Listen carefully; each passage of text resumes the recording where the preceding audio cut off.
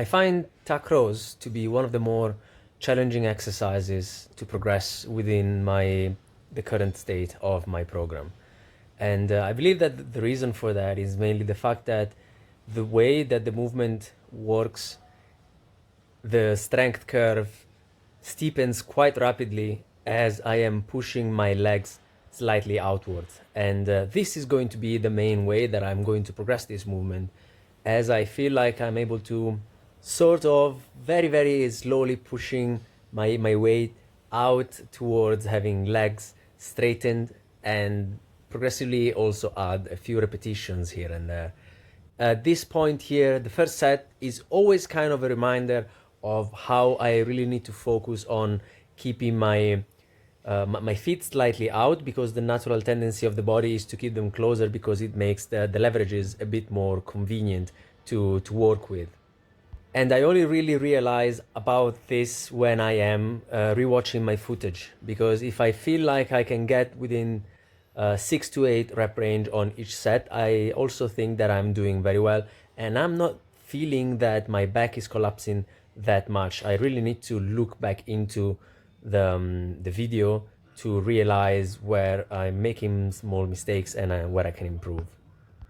And since the room for improvement on this exercise is so wide, I don't mind having to spend some time in getting accustomed to these very uncomfortable positions where the body is at a very disadvantageous leverage, and slowly ingraining the movement within my neurological system.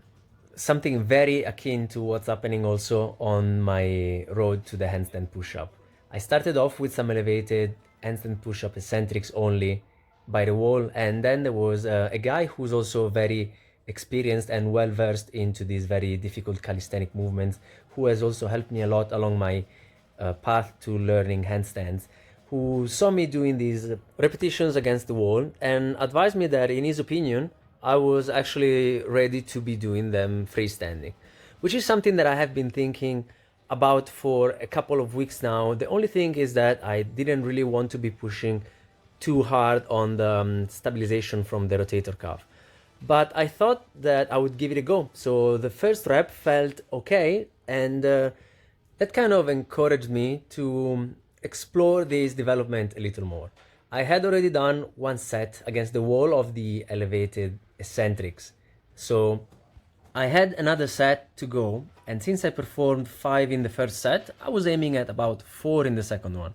So because I'm usually doing these back to back in a normal set fashion, I thought that if I was going to compromise on the variation and do them freestanding, I would probably have to give myself some more time to recover in between these repetitions. So a good way to deal with it was to doing them every minute on the minute, where I was doing one, resetting, resting for a minute or so, and then getting into another handstand, especially because not always I am able to just jump into a handstand without having to reset and restart again. So having an extra minute of resting in between was probably a good idea, and it proved to be decent because in the end I was able to get quite a few in, so I was pretty happy with the development there.